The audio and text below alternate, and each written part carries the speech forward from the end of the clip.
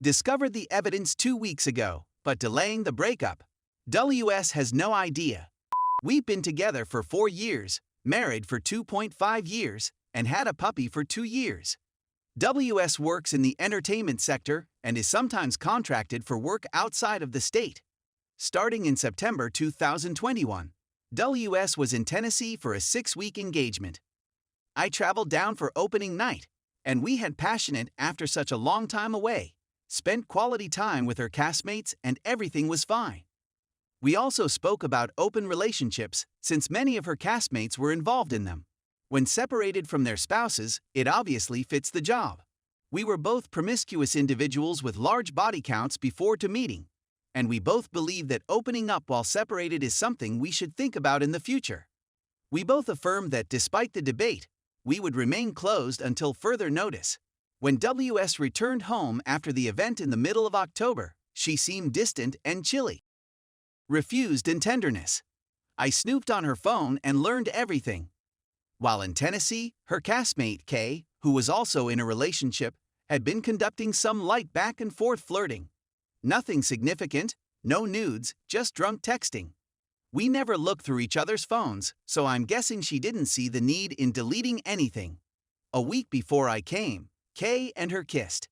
They both labeled it a mistake and a moment of weakness from two individuals who missed their partners due to distance in their communications. When WS returned home, she wrote Kay a note expressing her love for him and wishing him the best.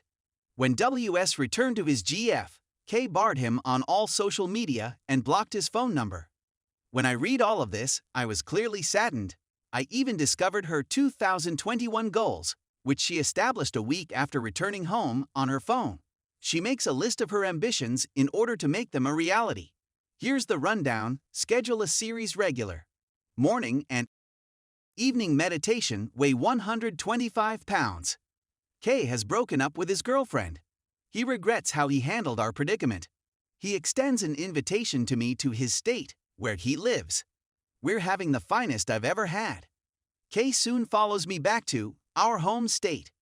We are both accomplished actors with 2 dogs and a lovely family. This romantic tale makes no mention of what happens to me. She has obviously fallen in love with him. I instantly organized my affairs: where I would live, what I would do with the dog, whether to terminate the lease or sell our belongings. We had some joint debt to pay off, and I intended to do it before we split up in case she refused to pay. Remember how I said she seemed chilly and distant when she got home after the show? I planned a breakup chat, saying that his conduct was the reason I was on the verge of splitting up with him. No revealing that I was aware of her love for Kay, she cried into my chest, sobbing at the fear of losing me. She loves me more than anything else. How she will go to any length to make things work. I was curious whether she changed her mind, and this breakup chat acted as a wake-up call. She's still showering me with attention and love 2 weeks later, exactly as she did before she went for Tennessee, having fun at friends' Halloween parties and so on. I preserved the secrets while seeming to be the ideal spouse. I checked her phone last night, and her search history is full of methods to view IG stories / FB profiles of individuals who have banned you, as well as general Google searches for Kay in search of additional ways to peek into his life. These searches were carried out on the night we were cuddling on the sofa watching Succession, 2 weeks after the big breakup chat. She also began questioning me about my future goals and my thoughts on children, among other things. We both agree that it will be in the far future, but not anytime soon. I wore the mask. She's asking me what I want for my next birthday, and my parents are visiting from Europe, and she wants us to finally meet while they're here. She'll be the lady I fell in love with when she gets home from work today. Affectionate, passionate, and tender. I've gone through the whole emotional gamut in the 2 weeks since D-Day. Anger, overwhelming sorrow, betrayal, self-doubt, inability to eat or sleep. Then I awoke today with total indifference. I was no longer enraged. It just occurred to me that she is a very flawed human being, so defective that she would risk losing me in order to pursue Kay, who is flawless in her eyes and always will be, since she'll never get near enough to recognize his shortcomings as a partner. I will never be anyone's backup plan. I am much too clever, both intellectually and emotionally, far too attractive, in terrific shape, funny and engaging, and a decent earner with wonderful friends and family. I honestly pity her since she is about to lose me. To be honest, I'm not sure what I'm waiting for. Is it possible that I'm just waiting for her to grow out of her fascination with Kay? There are moments when we're sitting on the sofa, our dog cuddled on our laps, watching TV, and I thought to myself, I'm not going to let this selfish steal me of these evenings. I'm not addressing her until our obligations are paid off, but I'm thinking of putting her in a box in my thoughts and using her as a means to an end. I still like this honest, imperfect lady. I can have her for stability, our open relationship while we're apart, and sleeping with other people when we're apart. Keep the dog in my life as well. I can also move in with my closest friend on the spur of the moment and go no contact, be single again, but have to say goodbye to them both for good. The dog is solely in her name. I feel that if I approach her, we'll have to call it quits. Throughout our 4-year relationship, I've warned her that if the subject of adultery came up, I'd simply dump her and she'd be dead to me. Otherwise, I'm simply facilitating it. Who knows where she'd be if Kay hadn't stopped her and instead supported her? Is she even still with me? Or has the split helped her understand how much she loves me? Nonetheless, she continues to try to stalk him online. I go back and forth between knowing I have to go and questioning whether I have to. If I can remain and concentrate on my happiness, she will mean less to me than she did before Tennessee. I'm not even sure what I want anymore. Sounds like codependence to me. I still adore her and our dog. Story 2. I just found out my so of almost 5 years was cheating on me the whole relationship. I would never have guessed it.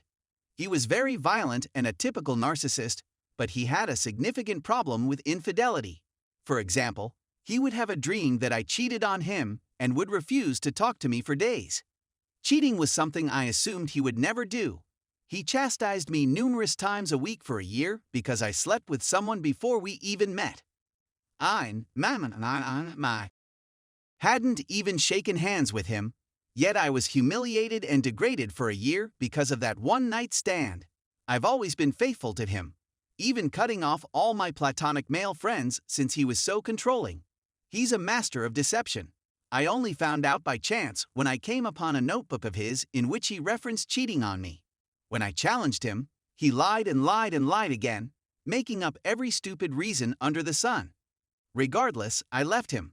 After that, I discovered that he was often cheating on me with prostitutes, and we had a very active life because he would basically force me into it on a daily basis. He also cheated on me multiple times with an HIV-positive male. I've been tested, and happily, I'm clean. What makes this so painful for me is that he was cheating at the same time my 4-year-old was diagnosed with serious brain cancer and given a very little chance of life. At the time, I was 7 months pregnant. All of a sudden, I was spending weeks in the hospital at her side, as she was on the verge of death, getting the most powerful chemo injected into her small little body, brutally ill and in pain, while he was at home doing meth and prostitutes and other guys. I can't believe somebody could do that, and yet when I came home, he was so sweet in between the torture. There was no empathy or regret. Now that he's been exposed and I have evidence, he's acknowledged everything and is love-bombing me with apologies and other standard narc garbage. I'm entirely ignoring him, which I'm sure is driving him mad. I'll never get him back. But now that I'm a single mother, 24, with 2 children under the age of 5, and my daughter is still through cancer treatment, cleaning up the pieces aches like hell. To convince me to take him back, you'd have to put a pistol to my head and I'd take the bullet. He's a demon.